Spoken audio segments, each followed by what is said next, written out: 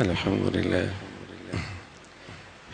لله والصلاة والسلام على سيدنا محمد وعلى آله وأصحابه أجمعين. الحمد لله والصلاة والسلام على سيدنا محمد وعلى آله وأصحابه أجمعين. أما بعد، فأعوذ بالله من الشيطان الرجيم. بسم الله الرحمن الرحيم. إن عدة الشهور عند الله 12 شهرا في كتاب الله يوم خلق السماوات والأرض منها 4 حرم ذلك الدين القيم. صدق الله العظيم. اللهم صل على سيدنا محمد النبي الأمي وعلى آله وأصحابه وسلم. اللهم صل على سيدنا محمد النبي الأمي وعلى آله وأصحابه وسلم. میرے معزز مسلمان بزرگوں، عزیز بھائیوں اور امت مسلمہ کے مقدس ماں اور بہنوں، اسلامی سال کے 12 مہینے ہیں۔ اسلامی سال کا کیلنڈر محرم سے شروع ہوتا ہے اور ذی الحجہ پہ ختم ہوتا ہے۔ مسلمانوں کا دن کا آغاز مغرب کے بعد سے نئی تاریخ کا آغاز ہوتا ہے اور مغرب پہ دن ختم ہوتا ہے۔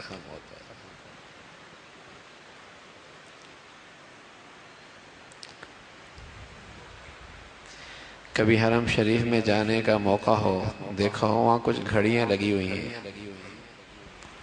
تو وہاں ٹھیک 12 بجے مغرب کی نماز ہوتی،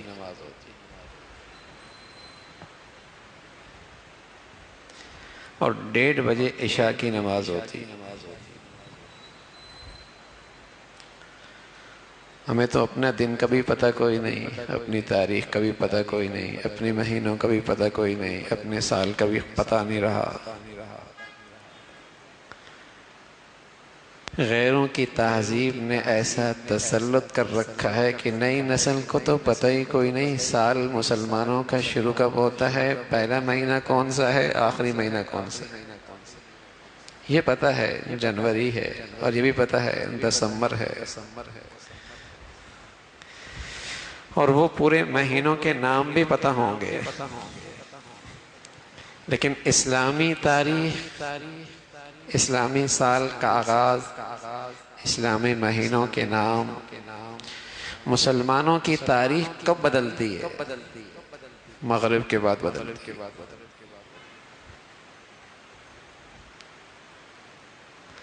پورے سال مغرب 12 بجے ہوتی ہے۔ 12 بجے کے بعد نیا دن شروع ہوتا ہے، نئی تاریخ شروع ہوتی ہے مسلمانوں کی۔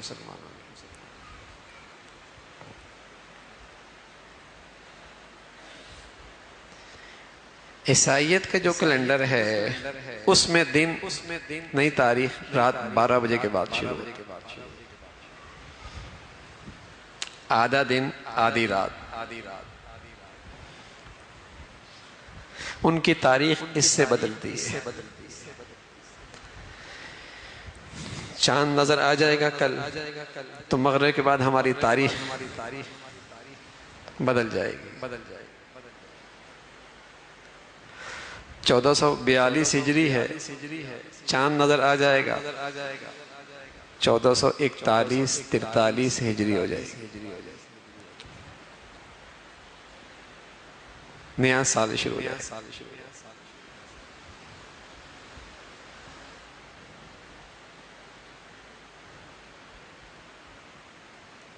جنوری ہوتا ہے نیا سال، تو سب کہتے ہیں نیا سال شروع ہو گیا۔ دنیا میں خوشیاں منائی جاتی ہیں، ہمارے ہاں نیا سال شروع ہوتا ہے، رونا دھونا شروع ہو جاتا ہے۔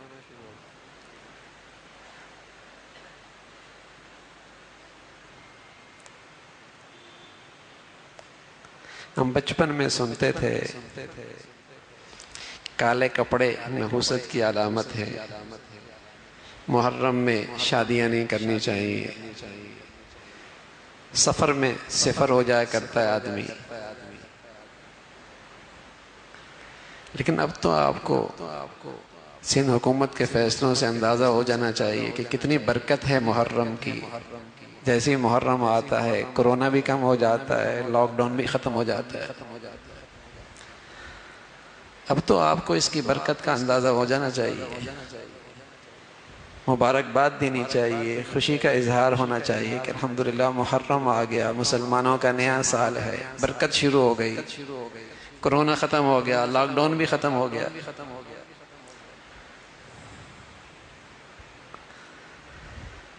تو یہ عظمت والا مہینہ ہے، اور اس کی عظمت اللہ کے نبی کے زمانے سے ہے۔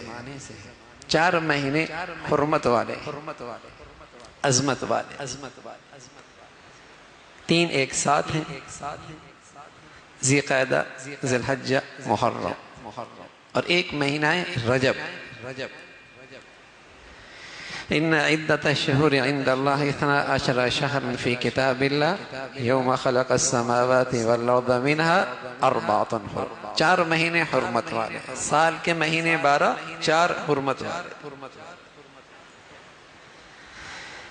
تو محرم کی جو عظمت ہے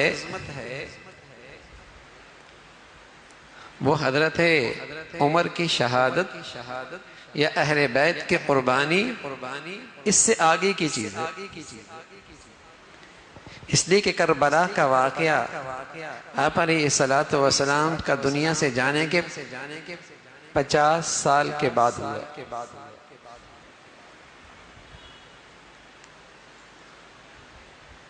60 کی ہجری میں یہ واقعہ پیش آیا، 60 کی ہجری میں۔ آپ کی وفات کو 50 سال ہو چکے، آپ دنیا سے تشریف لے جا چکے، 60 کی ہجری میں یہ واقعہ پیش آیا۔ لیکن اس کی عظمت تو آپ علیہ السلام جب مکہ میں تھے اور پھر جب مدینہ میں بھی آئے تو مسلمانوں میں اس کا احترام اور عظمت کا تذکرہ تھا۔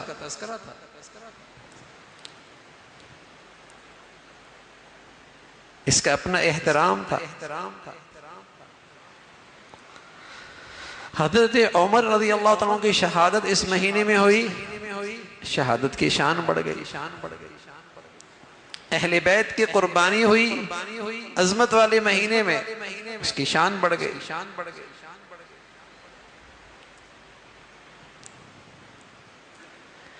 تو اس مہینے کی عظمت اور حرمت تو پہلے سے ہے۔ تو عیسائیت کا جو سال شروع ہوتا ہے وہ سن میلادی، سن میلادی عیسیٰ علیہ السلام کی ولادت سے وہ اپنا کیلنڈر شروع کرتا ہے۔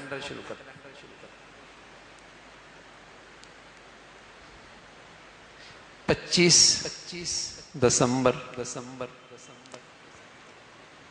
اسے عیسائیت ان دنوں کو بڑے دن کہتی ہے، اور پھر چھٹیاں بھی کرتی، اور دیکھتے دیکھتے مسلمان بھی ان دنوں میں چھٹیاں کرتے ہیں، اور دنیا ان کو بڑے دن کہتی ہے، حالانکہ سال کے سب سے چھوٹے دن ہوتے ہیں، الٹی گنگا بہتی ہے۔ عیسائیت کا نظریہ یہ ہے کہ 25 دسمبر کو عیسیٰ علیہ السلام کی ولادت ہوئی، اگرچہ اسلامی تعلیمات اس کی تائید نہیں کرتی۔ اس لیے کہ جب اللہ رب العزت نے حضرت مریم علیہ السلام کو حضرت عیسیٰ کی شکل میں بیٹا دیا خلوت میں، تو آپ گھبرائیں، تو اللہ رب العزت کی طرف سے ارشاد ہوا کہ وَهُزِّ إِلَيْكِ بِجِذْعِ النَّخْلَ تُسَاقِطْ عَلَيْكِ رُطَبًا جَنِيًّا فَكُلِي وَاشْرَبِي وَقَرِّي عَيْنًا۔ آپ کھجور کے تنے کو ہلائیں، تازہ کھجوریں گریں گی۔ تو دنیا کے کسی بھی خطے میں دسمبر میں کھجوریں نہیں پکتی،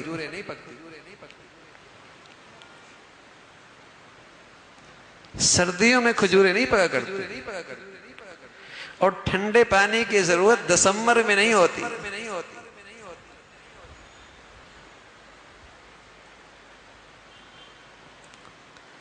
لیکن ان کی ساری تاریخ میں ملاوٹ ہے، تو اس میں بھی بڑا جھوٹ ہے۔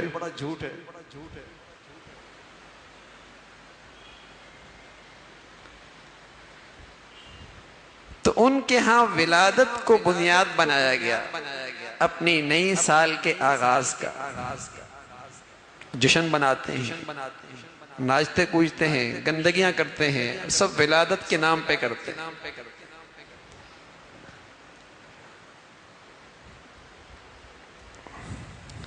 مسلمانوں کے نئے سال کا آغاز اللہ کے نبی کی ولادت سے نہیں، سن میلادی نہیں، اور نہیں وہ دن ہے جس دن اللہ رب العزت نے آپ کو نبوت عطا فرمائی۔ سن نبوت بھی نہیں ہے۔ آپ کو دامن میں تو بہت ہی غیر معمولی واقعات ہیں۔ اسلام کے دامن میں تو معراج بھی ہے، وہ بھی غیر معمولی معجزہ ہے۔ اللہ کے نبی صلی اللہ علیہ وسلم کا عظیم و شان معجزہ، زمین پہ کھڑے ہیں، چاند کو اشارہ کرتے ہیں، 2 ٹکڑے ہو جاتے ہیں۔ لیکن اسلامی کیلنڈر کے لیے اس واقعے کو بھی بنیاد نہیں بنایا۔ فتح مکہ ہوا، بہت بڑا خوشی کا موقع تھا، بڑا تاریخی دن تھا اسلام کے لیے، لیکن اسی بھی اسلامی کیلنڈر کا بنیاد نہیں بنایا گیا۔ اسلامی کیلنڈر کا آغاز کا عنوان کیا بنایا؟ ہجرت۔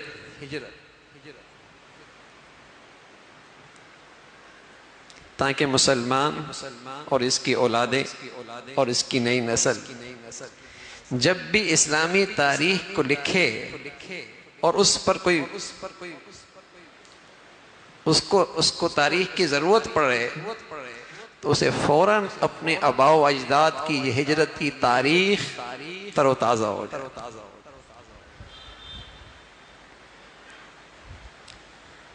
کہ اللہ کے نبی نے اور حضرات صحابہ نے ہجرت کی تھی۔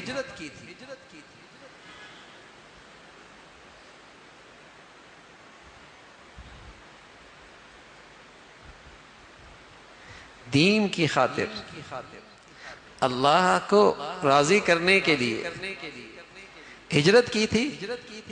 ہاں، وطن چھوڑ دیا تھا، برادری چھوڑ دی، گھر بار چھوڑ دیا تھا، کاروبار چھوڑ دیا تھا،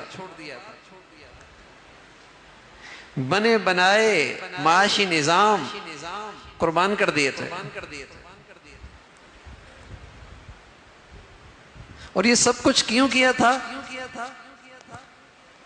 اسلام کی خاطر، دین کی خاطر۔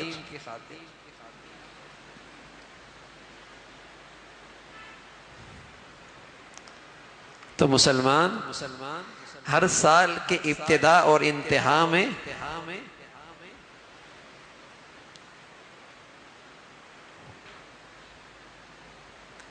اس معیار پر اپنی دینداری لے کے آئے۔ یہ تھرمامیٹر ہے، یہ ایمان کی حرارت چیک کرتا ہے، یہ مقیاس ہے، اعلی حرارت ہے کہ آج بھی کیا اسلام ایمان کی قدر و قیمت اتنی ہے کہ اللہ کے دین کے لیے وطن چھوڑ دوں گا، برادری قربان کر دوں گا، گھر بار چھوڑ دوں گا، کاروبار چھوڑ دوں گا، لیکن اللہ کا دین نہیں چھوڑوں گا۔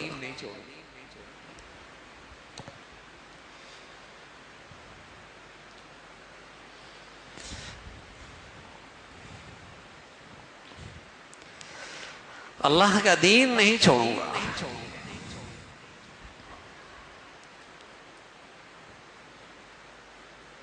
دین کی یہ عظمت میرے بچوں میں ہے، میری بچیوں میں ہے۔ ہمارا دل اس کے لیے تیار ہے یہ ہے ہجرت کے عنوان سے نئے سال کا آغاز اور اس کی حکمت اور اسلامی کیلنڈر کی بنیاد اس واقعے کو بنایا گیا کہ مسلمانوں کے ہاں اپنے بزرگوں کی وہ تاریخ سامنے رہے،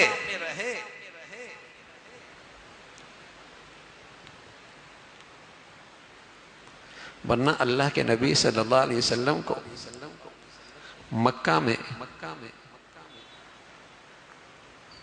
اور کوئی پریشانی نہیں تھی،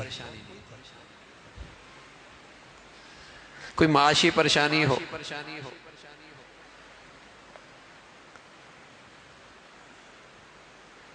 بلکہ کفار آپ کی خدمت میں آئے، دولت چاہیے ڈھیر لگا دیں گے، حسن چاہیے آپ کے قدموں میں آئے گا، آپ سردار بننا چاہتے ہیں ہم آپ کو اپنا سردار مان لیں، یہی ہوتا ہے نا۔ یا آدمی کو کھینچتی ہے دولت، یا کھینچتا ہے حسن، یا کھینچتا ہے جاہ، عزت، یہی چیزیں ہوتی ہیں، یہی انسان کی کمزوری ہے نا۔ کہیں دولت کے سامنے شکست کھاتا ہے، کہیں حسن کے سامنے گر پڑتا ہے، کہیں اقتدار اسے خرید لیتا ہے، کہیں عہدہ منصب اس کی قیمت لگا دیتا ہے، یہی کمزوریاں ہیں۔ وہاں یہ سب چیزیں پیش ہو رہی ہیں، اور ایسا بھی نہیں کہ وطن سے محبت نہ ہو، بیت اللہ ہے وہاں، نکلتے ہوئے کہنے لگے بیت اللہ ظالم رہنے نہیں دیتے، اس دین کے ساتھ رہنے نہیں دیتے، بیت اللہ ہے وہاں۔ ایسا نہیں کہ محبت نہیں تھی، تعلق نہ تھا، لیکن اللہ کا دین ہر تعلق سے بالاتر دولت ہے۔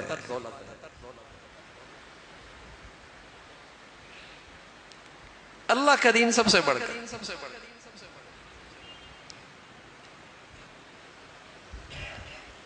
ابو سلمہ ہجرت کے لیے نکلے، ظالم آئے، کہا ہماری بیٹی جو تمہاری بیوی ہے اسے ساتھ نہیں لے کے جا سکتے، اپنے گھر کے لوگ آئے، ہمارا یہ پوتا نہیں لے کے جا سکتے۔ آگے مشرک کھڑے ہیں، مکہ کی کمائی مدینہ یہ ہم سے برداشت نہیں ہوگا، زندگی بھر کی پونجی بھی لے لی، بیوی بھی گئی، بیٹا بھی گیا، اب بتائیے اس ہاتھ میں لٹتے لٹائی شخص ہجرت کے لیے ہجرت کر رہا ہے، اور اللہ کے نبی صلی اللہ علیہ وسلم کی خدمت میں پہنچے اور اپنی بیتی کہانی سنائی، تو پیارے رسول صلی اللہ علیہ وسلم فرمانے لگے یا ابا سلمہ قد ربحت البیع، قد ربحت البیع، ابو سلمہ بڑے نفع کی تجارت کی ہے، بڑی کمائی کی ہے تم نے، تو کھویا کچھ نہیں ہے، بہت کچھ پا لیا ہے۔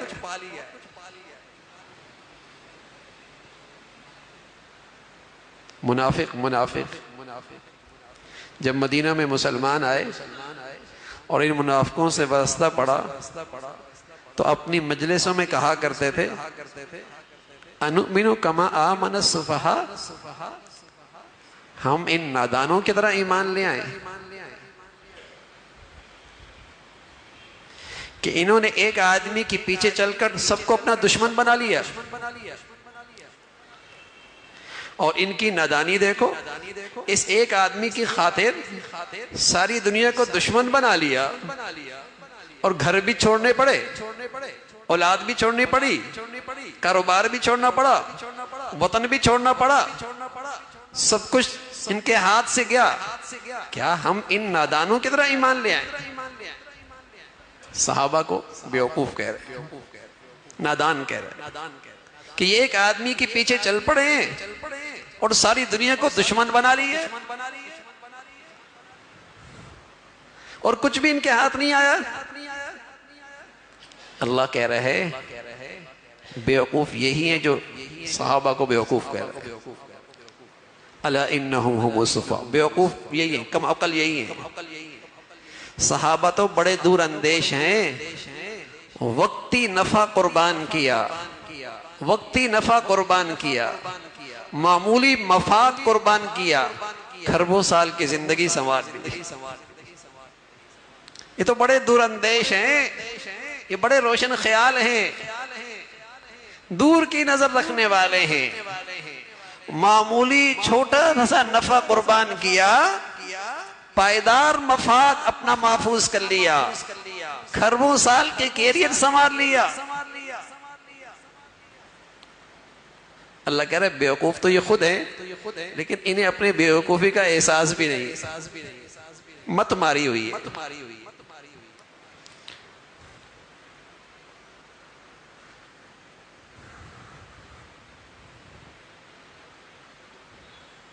تو یہ ہجرت بہت بڑی آزمائش تھی نا، کہ بظاہر ہاتھ سے سب کچھ جا رہا ہے،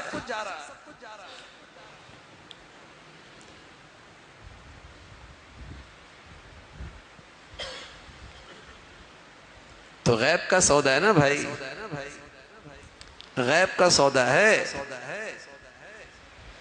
کہ ہجرت سے سب کچھ ہاتھ سے نکل گیا. پایا کیا؟ پایا کیا؟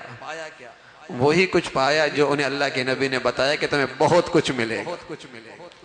اب کب ملے گا؟ یہ غیب کا سودا ہے، اسی کا نام تو ایمان ہے.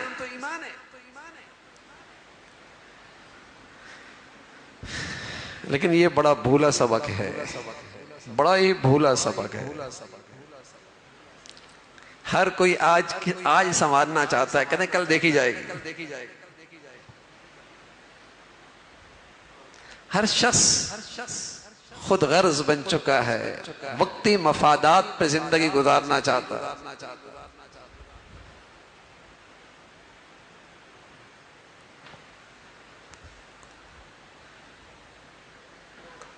تو ہجرت کا عنوان، اسلامی کیلنڈر کی بنیاد سبق دیا ہے.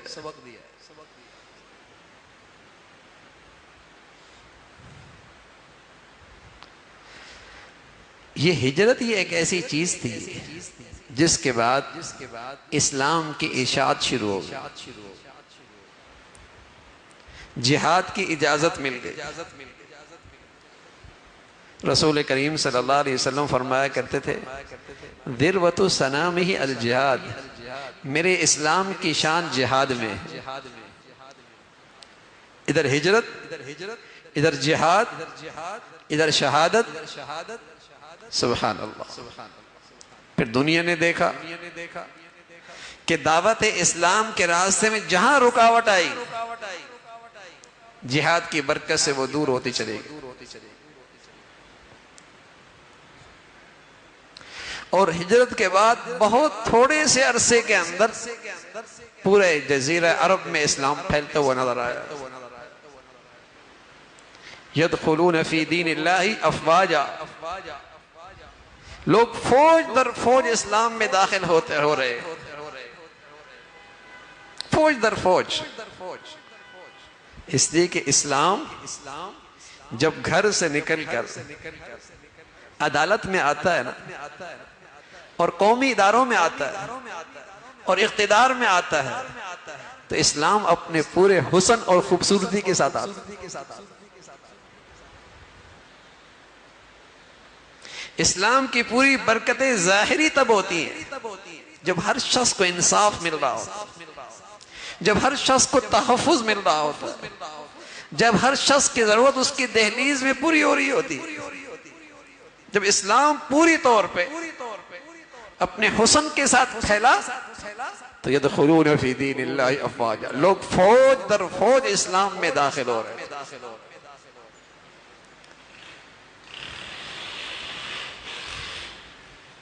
صرف فتح مکہ دیکھیے، مسلمانوں کی تعداد حدیبیہ کے موقع پہ 1400 تھی.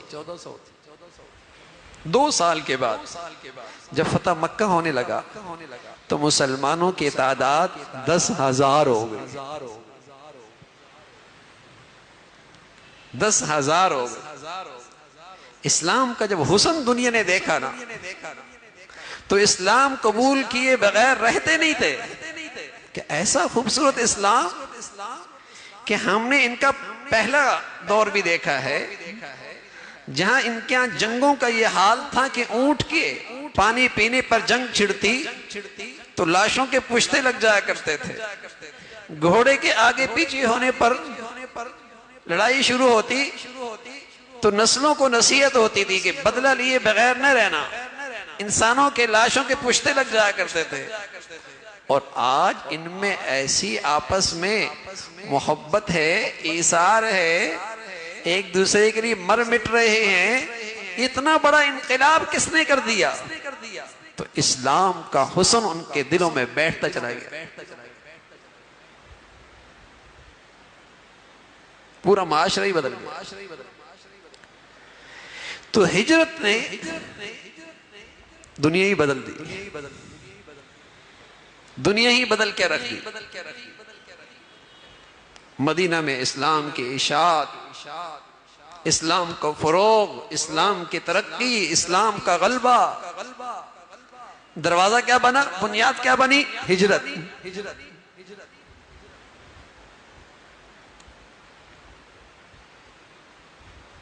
دنیا نے سکھ چین کا مزہ لیا۔ تو یہ تاریخ ہے مسلمانوں کی، ہجرت، اور اس کو یہ سبق اس قدر یاد دہانی کرانے کا ہے کہ تاریخ ہی مسلمانوں کی ہجرت سے شروع ہوتی، لیکن یہ سب چیزیں بھول بھلیاں ہو گئی۔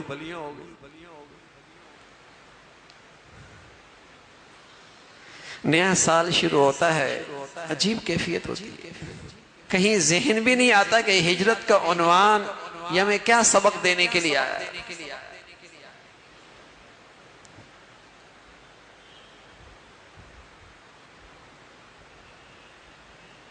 مسلمان وطن دوست ہوتا ہے لیکن خدا پرست ہوتا ہے، وطن پرست نہیں ہوتا۔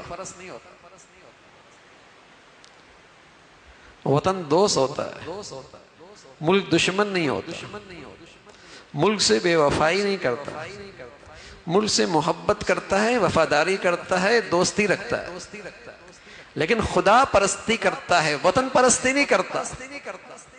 اطاعت اللہ کی،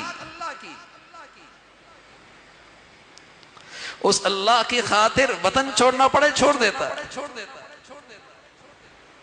اللہ کا حکم سب سے آگے، اس لیے مسلمان وطن دوست ہوتا ہے، وطن سے محبت کرتا ہے، وطن سے دشمنی نہیں کرتا، غداری نہیں کرتا، لیکن پرستی صرف خدا کی، خدا پرست ہوتا، دوستی ہوتی ہے، محبت ہوتی ہے، لیکن اللہ کا دین سب سے بڑی چیز، اللہ کا دین سب سے بڑی چیز۔ گھر چھوڑ رہا ہے، کاروبار چھوڑ رہا ہے، برادری چھوڑ رہا ہے، ہجرت کر رہا ہے۔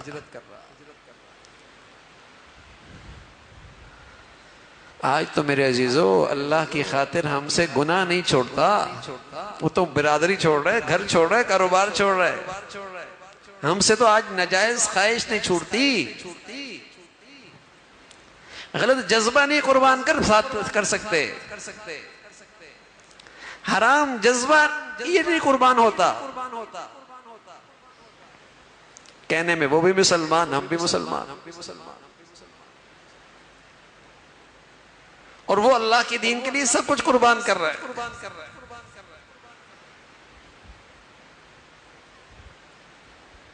تو یہ ہے ہجرت کا سبق،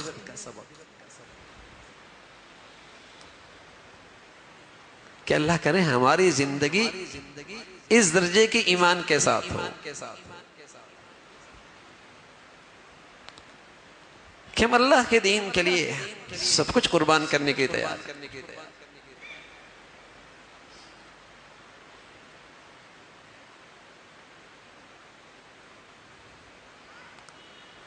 پھر محرم ہے، یہ مہینہ ہے،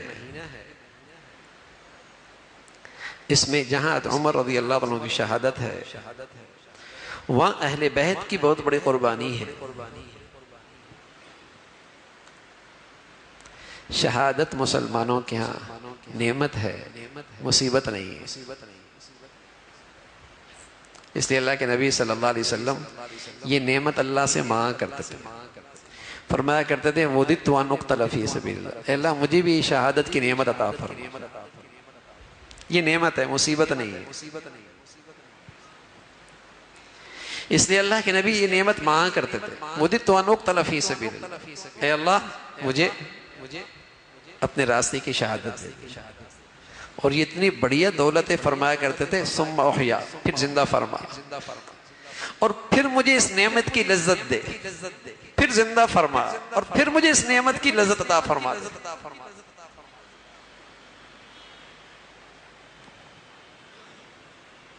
یہ ایک نعمت ہے۔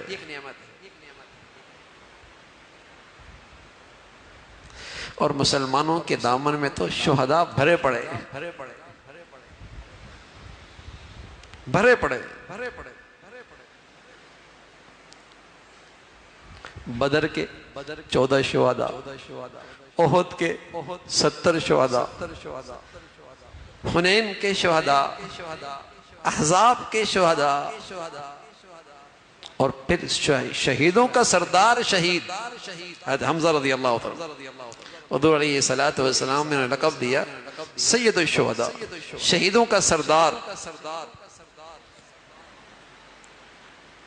اور آپ کو جب انہیں شہید کیا گیا تو ان کی شہادت بڑی تکلیف دہ تھی۔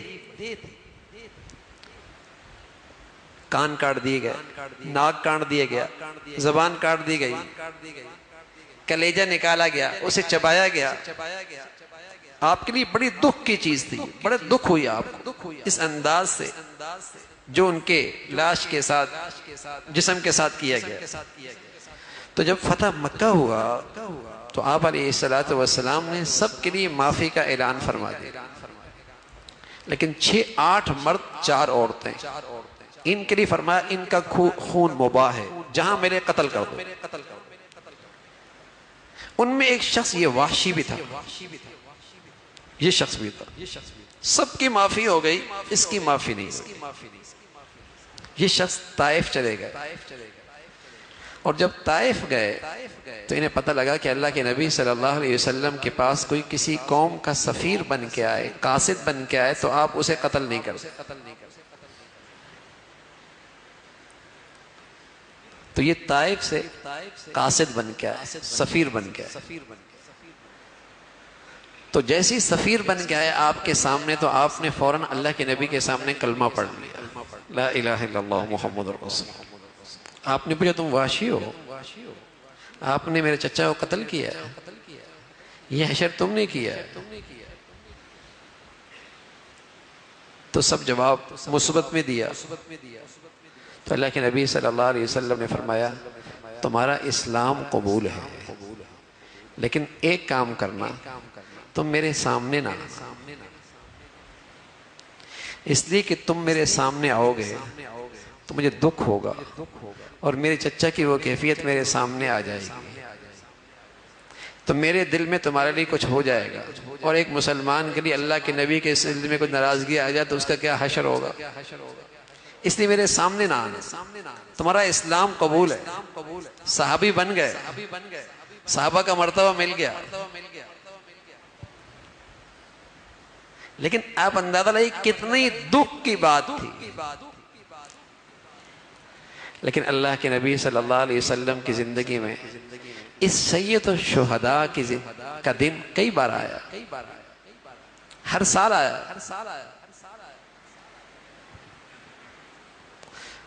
اہل بدر کے دن بھی آیا، احد کے شہداء کا دن بھی آیا، بلکہ میں عرض کر رہا ہوں کہ یقتلون النبیین بغیر حق، یہودیوں نے بہت سارے نبیوں کو بھی شہید کیا۔ شاید اسلام کا کوئی مہینہ، کوئی ہفتہ، کوئی دن ایسا نہ ہو جس میں کوئی نہ کوئی شہید اس کے دامن میں نہ ہو۔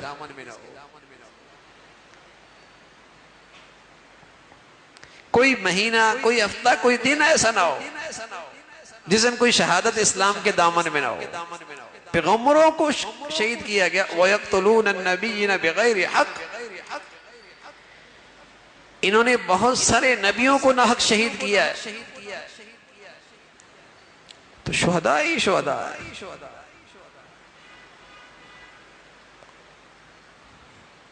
لیکن اللہ کے نبی صلی اللہ علیہ وسلم نے بتایا کہ شہادت سعادت ہے، سعادت سعادت ہے، یہ نعمت ہے، یہ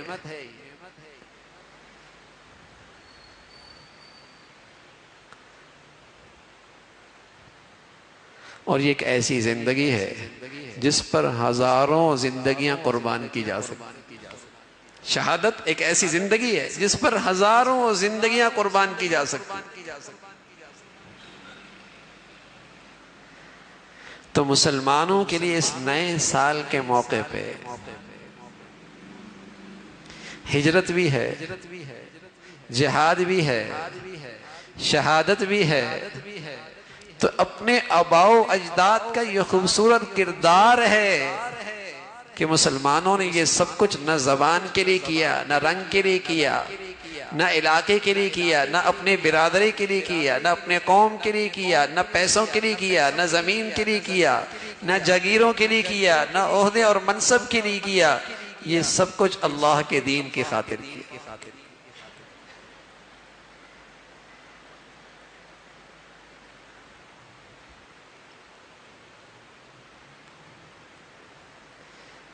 یہ سب کچھ اللہ کے دین کے لیے کیا۔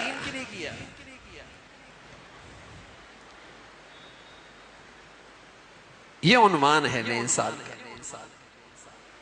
شہادت ہے۔ سبحان اللہ۔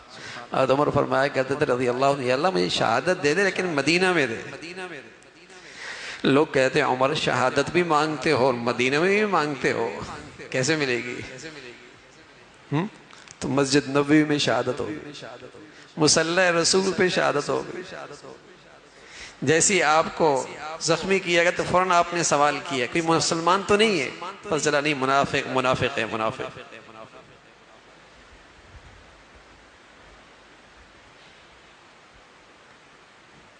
شہید کی جو موت ہے وہ قوم کی حیات ہے، یہ سچ ہے۔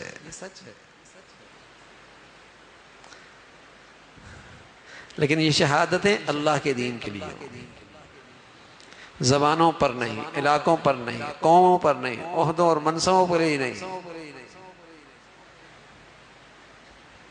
دنیا پرستی کے لیے نہ ہو،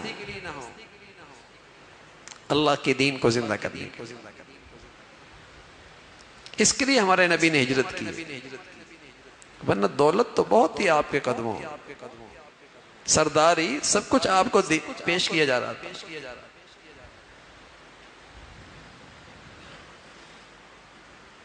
تو یہ ہر سال یہ تاریخ آتی ہے اور پورے سال مسلمان اس تاریخ کو استعمال کرتا ہے۔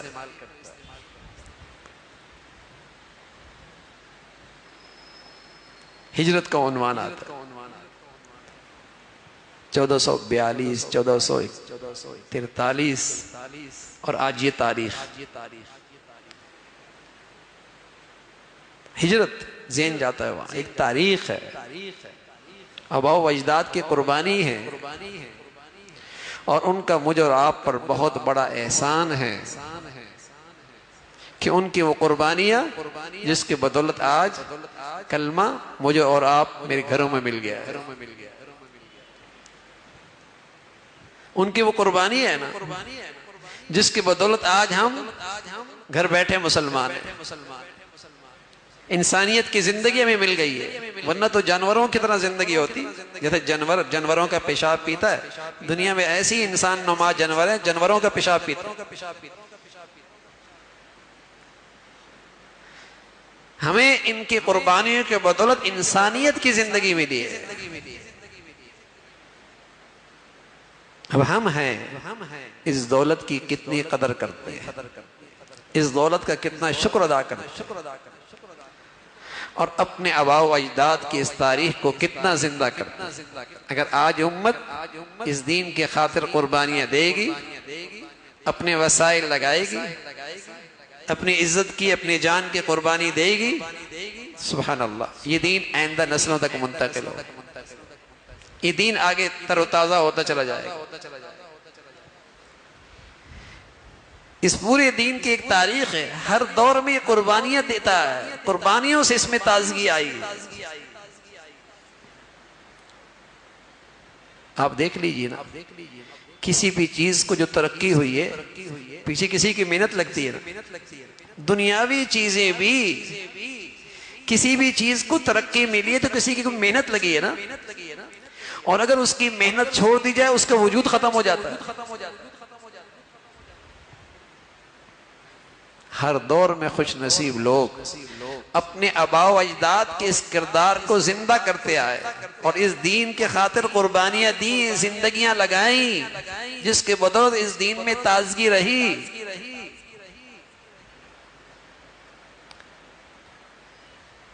جس چیز پر بھی قربانی ختم ہو جاتی ہے، محنت ختم ہو جاتی ہے، اس کا وجود آہستہ آہستہ نکلنے لگتا ہے، ختم ہونے لگتا ہے۔ تو یہ ہجرت کا عنوان ہمیں قربانی کا سبق دیتا ہے، دین کی خاطر کچھ لگانے کا سبق دیتا ہے۔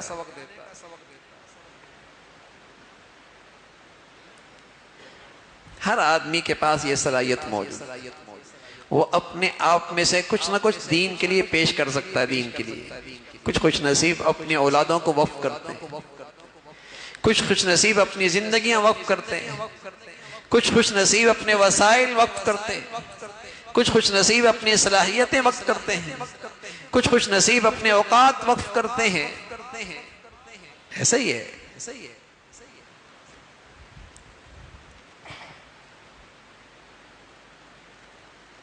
اس دین کی بہار انہی قربانیوں کے ساتھ۔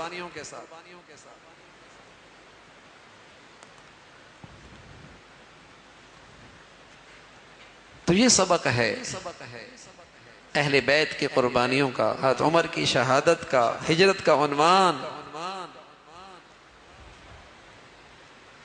کہ تم بھی اپنے آباء و اجداد اور اپنے ان بزرگوں کے راہ پہ چلو،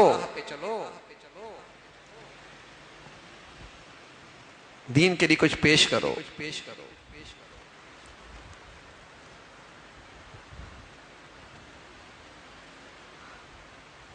تب آگے ترقی ہوتی، اور اس دین کے خاطر جو دیر لگاتا ہے، جو قربانی دیتا ہے، سبحان اللہ، وہ چمکتا ہے۔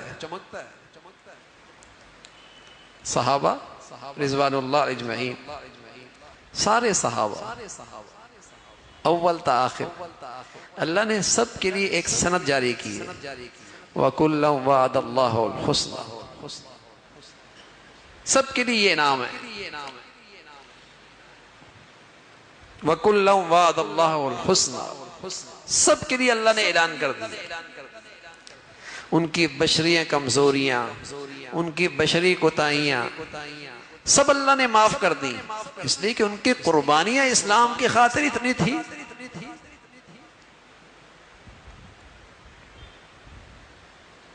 سب کے لیے اللہ نے اعلان کر دیا، اگرچہ درجہ ہر ایک کا مختلف ہے۔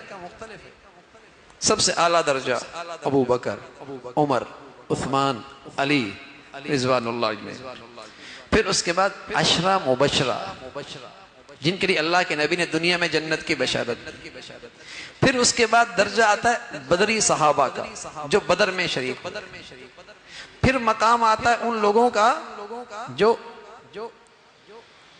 بیت رضوان، درخت کے نیچے آپ کے ہاتھ پہ بیت کرتے، پھر ان کا مقام آتا ہے جنہوں نے فتح مکہ سے پہلے اسلام لایا اور دین کے خاطر قربانیاں دی، اور پھر اس کے بعد مرتبہ آتا ہے وہ جنہوں نے فتح مکہ کے بعد اسلام لایا اور صحابی بنے، سبحان اللہ۔ لیکن سب کے لیے ایک اعلان سب کے لیے ہے، وَكُلًّا وَعَدَ اللَّهُ الْحُسْنَى، ان میں سے کوئی ایک بھی محروم نہیں، محروم کوئی نہیں ہے۔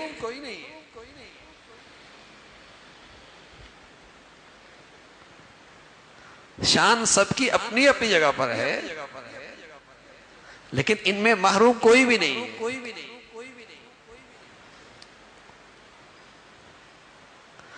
تو یہ وہ بزرگ ہیں، یہ ہمارے آباء و اجداد جن سے ہماری روحانی نسبت ہے، ان کی یہ مبارک زندگی ہے، ان کا حق ہے ہم پر، ان کی عظمت دل میں ہو، ان کا احترام دل میں ہو، ان کا ادب دل میں ہو اور ان کی پیروی ہو۔ والسابقون الاولون من المہاجرین والانصار والذین اتبعوهم بإحسان رضی اللہ عنہ ورضوا، یہ مہاجرین ہیں اور انصار ہیں۔ پہلے مسلمان بس یہی ہوتا تھا، یا تو مہاجر ہوتا تھا یا انصار ہوتا تھا، یہ مہاجرین ہیں، یہ انصار ہیں۔ آگے اللہ کہتا ہے قیامت تک جو بھی ان مہاجرین انصار کی سچی پیروی کرے گا میں ان سب سے راضی ہو جاؤں۔ ظاہر ہے پیروی کے لیے پہلے عقیدت چاہیے، پہلے محبت چاہیے، پہلے احترام چاہیے۔ والسابقون الاولون من المہاجرین والانصار والذین اتبعوهم بإحسان، جو بھی قیامت تک ان کی پیروی کرے گا رضی اللہ عنہ ورضوا، اللہ ان سے راضی ہو جائے۔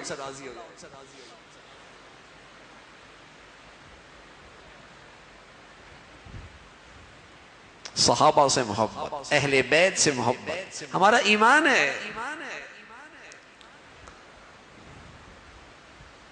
اس کے بغیر ایمان مکمل نہیں ہوتا۔ دیکھیے نا، اگر کوئی جسم کا حصہ اللہ کے نبی سے کوئی کپڑا چھو جائے تو بتائیے ایک مسلمان کے دل میں اس کے لیے کتنی عقیدت ہوگی، چومے گا، عظمت دے گا، محبت دے گا۔ یہ کپڑا اللہ کے نبی کے جسم کے ساتھ چھوا ہے، یہ جوتا اللہ کے نبی کے ساتھ آپ کے پاؤں کے ساتھ چھوا، اس کی کتنی قدر منزلت ہوگی۔ تصویر کے نہیں بھائی، تصویر کی نہیں، کوئی بیت اللہ کی تصویر لے لے، روضہ رسول کی تصویر لے لے، نہ جو حقیقی طور پہ اللہ کے نبی کے جسم کے ساتھ لگاؤ، چاہے وہ جوتا ہے چاہے وہ کپڑا ہے، اس کی شان ہے۔ تو حسین رضی اللہ تعالیٰ تو وہ اللہ کے جنت کے پھول ہیں کہ جس کا جسم کا کوئی حصہ بھی ایسا نہیں ہوگا جو اللہ کے نبی کے ساتھ نہ چھوا ہوا ہو۔ بتائیے کیا شان ہوگی۔ اللہ کے نبی کو کیسے ان سے محبت ہے، کبھی سواری بن جایا کرتے تھے، کبھی باہوں میں لے لیا کرتے تھے، کبھی بوسہ دے دیا کرتے تھے، کبھی گود میں لے لیا کرتے تھے۔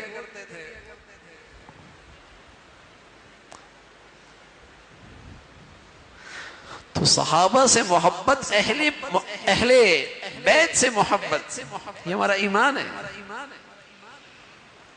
ان کی عظمت، ان کی محبت ہمارا ایمان ہے۔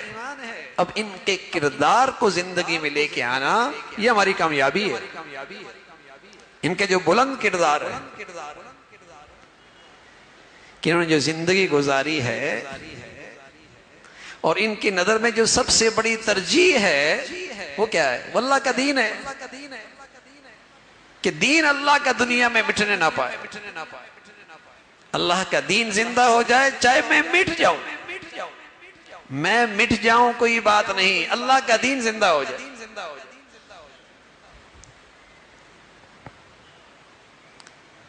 تو یہ ہے محرم کا مہینہ میرے عزیزوں۔ پھر اس میں اعمال کیا ہے؟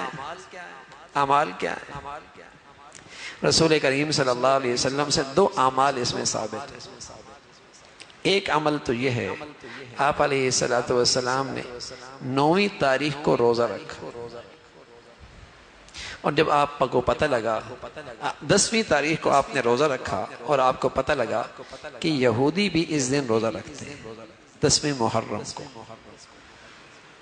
اور انہیں وہ تاریخ ان کے سامنے ہوتی ہے کہ اس دن بنی اسرائیل کو فرعون سے اللہ نے نجات عطا فرمائی تھی، تو وہ بھی اس دن روزہ رکھتے ہیں۔ تو جب رسول اللہ صلی اللہ علیہ وسلم کو یہ بھی پتہ لگا تو آپ کو یہودیوں سے اتنی تشابہ بھی اس سے نفرت تھی کہ یہودیوں سے مشابہت نہیں ہونی چاہیے۔ تو آپ نے فرمایا اگر میں اگلا سال زندہ رہا تو میں 9ویں کا بھی روزہ رکھوں، 9ویں کا بھی روزہ رکھوں۔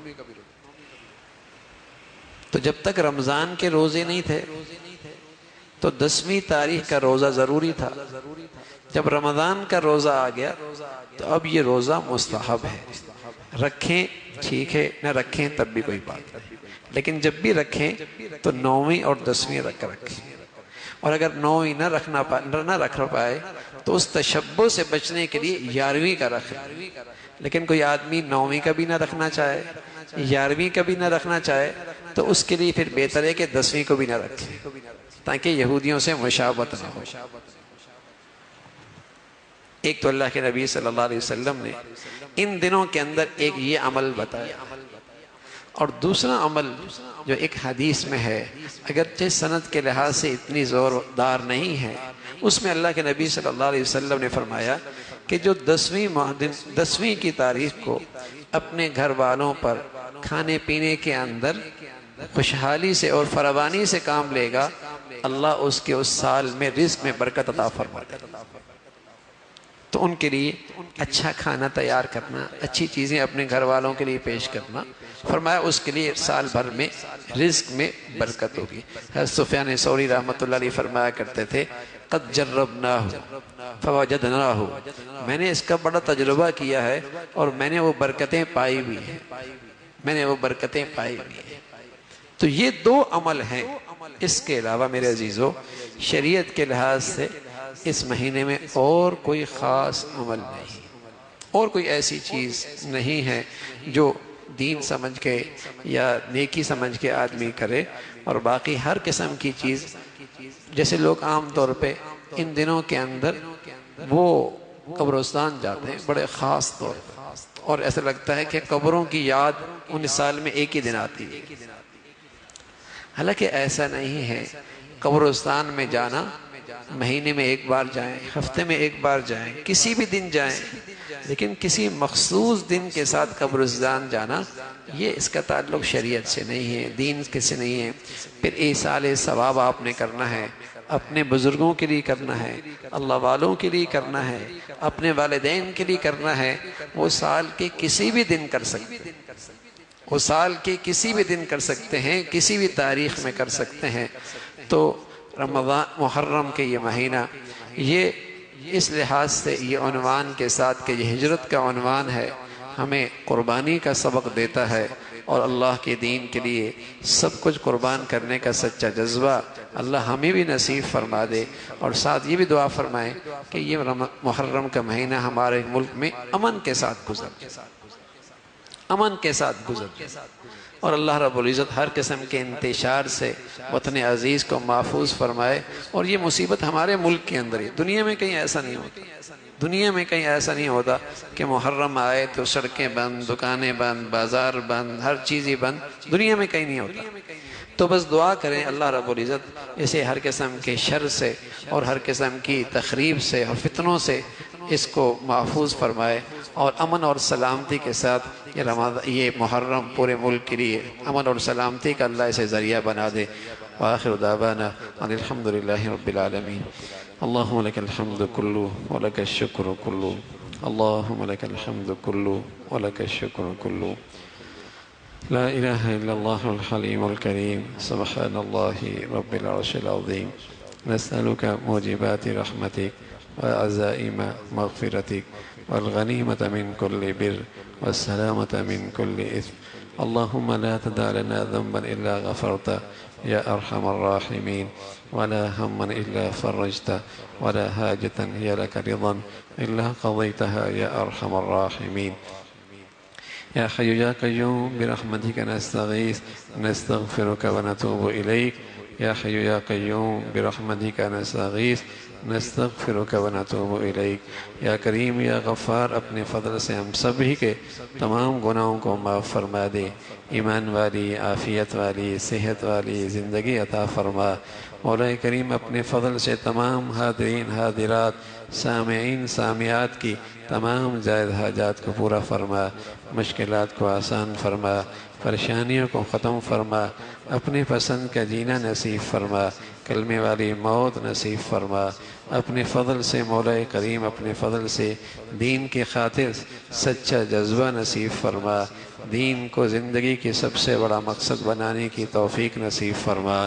اے مولا کریم اپنے فضل سے اپنے کرم سے اپنے بزرگوں کی حضرات صحابہ کی سچی عظمت محبت عقیدت نصیب فرما، کامل پیروی نصیب فرما۔ مولا کریم اپنے فضل سے اپنے کرم سے ہم سب کے لیے پورے دین پہ چلنا آسان فرما، گناہوں کی گندگیوں سے محفوظ فرما، ہمیں اپنے بچوں کی بچیوں کی تعلیم کے تربیت کے زندگی کے صحیح فیصلے کرنے کی توفیق نصیب فرما، انہیں اپنے بزرگوں کی اے اللہ اپنے فضل سے اپنے بزرگوں کی زندگیاں اپنے اولادوں کے سامنے اے مولا کریم اس کا تعارف کرانے کی توفیق نصیب فرما، ہمارے بچوں کو بچیوں کو اپنے اکابر اسلاف کی عقیدت عظمت اور سچی پیروی نصیب فرما۔ اے مولا کریم اپنے فضل سے وطن عزیز کو امن اور سلامتی کا گہوارہ بنا، اسے ہر قسم کی تخریب سے اور ہر قسم کی گندگیوں سے محفوظ فرما، وطن عزیز میں نیکی اور خیر اور تعمیر کی جتنی قوتیں ہیں انہیں غلبہ نصیب فرما، اور شر کی اور برائی کی اور بے حیائی کی اور تخریب کی جتنی طاقتیں ہیں انہیں نیست و نابود فرما۔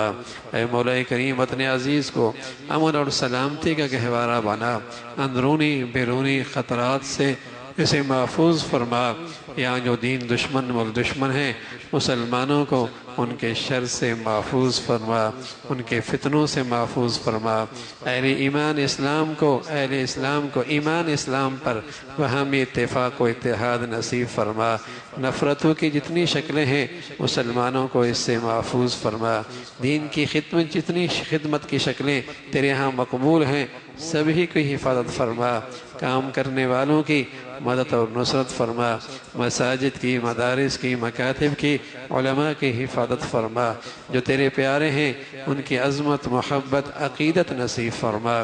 ربنا تقبل منا انك انت السميع العليم وتب علينا انك انت التواب الرحيم، وصلى الله على سيدنا محمد وعلى آله وأصحابه أجمعين برحمتك يا رب۔